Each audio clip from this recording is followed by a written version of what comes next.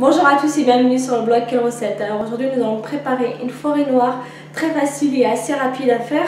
Alors elle est composée d'une génoise très simple.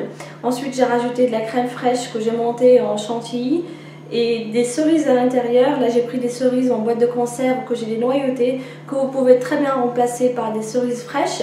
Ensuite pour la décoration j'ai râpé une tablette de chocolat noir et j'ai rajouté un peu de crème chantilly et quelques cerises. Alors nous allons d'abord voir les ingrédients, ensuite je passe à la préparation. Pour la préparation de la génoise, il vous faut des œufs, du sucre, du cacao amer, de la farine, un sachet de levure chimique et un sachet de sucre vanillé. Pour la préparation de la crème, il vous faut du sucre, de la crème fraîche liquide entière de préférence 30%, 35% de matière grasse, un sachet pour fixer la crème pour que ça soit plus ferme. Vous pouvez ne pas en prendre si vous voulez, mais je vous le conseille. Ensuite des cerises. Là j'ai pris des cerises en boîte de conserve, mais vous pouvez très bien prendre des cerises fraîches qu'il faudra ensuite dénoyauter. Et une tablette de chocolat noir. Il vous faut aussi un peu de sirop pour imbiber votre génoise. Là j'ai pris du sirop de fraise que vous pouvez très bien remplacer par d'autres fruits comme sirop de cerise par exemple, ou un autre fruit. Si vous n'avez pas de chocolat spécialement pour la forêt noire déjà prêt, il faudra utiliser une râpe pour râper la tablette de chocolat comme ça, plutôt en longueur.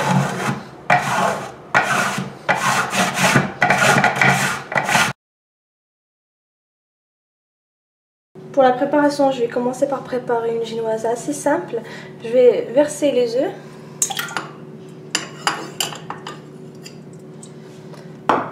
Le sucre.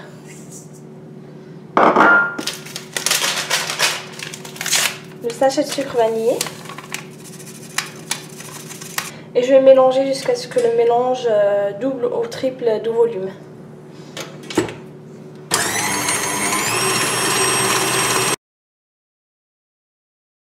Dès que mon mélange a augmenté de volume, je vais rajouter la farine petit à petit et le cacao et la levure chimique, bien sûr tout en mélangeant.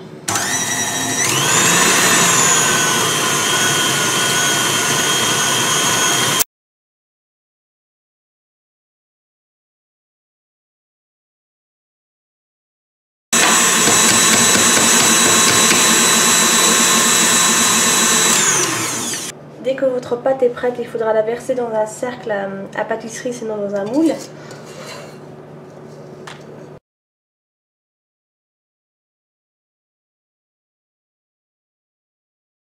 Ensuite, il faudra égaliser le dessus à l'aide d'une cuillère.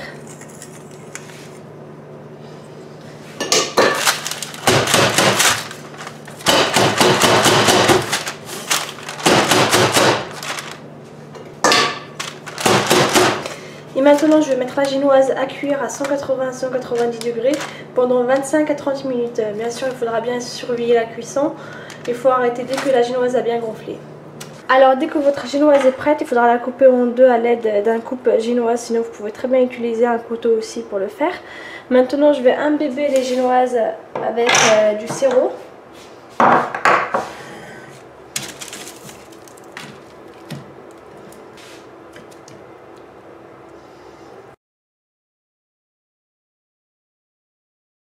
Si vous le souhaitez, vous pouvez mettre votre bol et votre fouet au frigo au moins 5 à 10 minutes. Comme ça, la crème, elle va bien monter et elle sera bien ferme. Alors maintenant, je vais monter la crème fraîche liquide.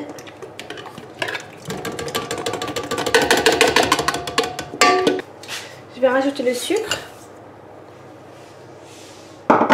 Ensuite, je vais fouetter la crème. Je vais fouetter environ 1 minute, ensuite je vais rajouter les sachets de chantilly fixe pour que la crème soit plus ferme.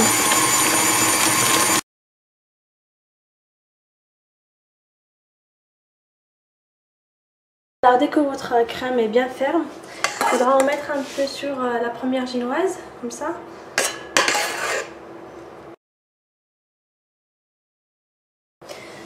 Ensuite, vous disposez les cerises dénoyautées et bien essorées. Il faut bien enlever le sirop qu'il y a dans les cerises si vous avez pris des cerises en boîte de conserve.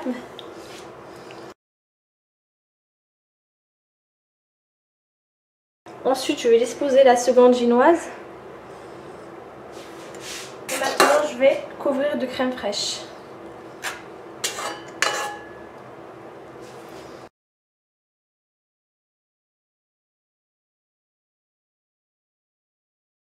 Bien sûr, il faudra bien mettre un support en carton pour que vous puissiez facilement prendre votre gâteau. Là maintenant, je vais mettre le chocolat que j'ai râpé.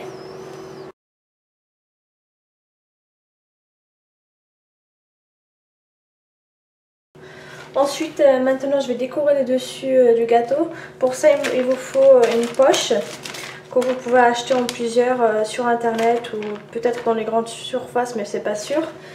Ensuite, une douille comme celle-ci. Alors, je vais insérer la douille dans la poche. Ensuite, je vais couper.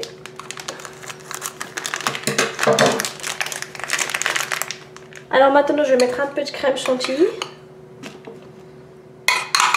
Pour la décoration, vous pouvez très bien faire autre chose, vous n'êtes pas obligé de faire comme moi.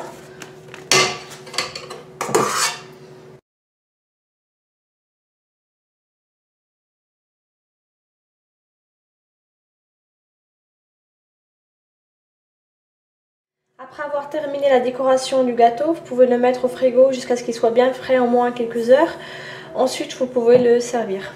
Vous pouvez retrouver tous les ingrédients sur mon blog ainsi que les étapes sur ma chaîne YouTube. N'hésitez pas à vous abonner. Bonne dégustation et à très bientôt pour de nouvelles recettes sur Quelle Recette. Ciao!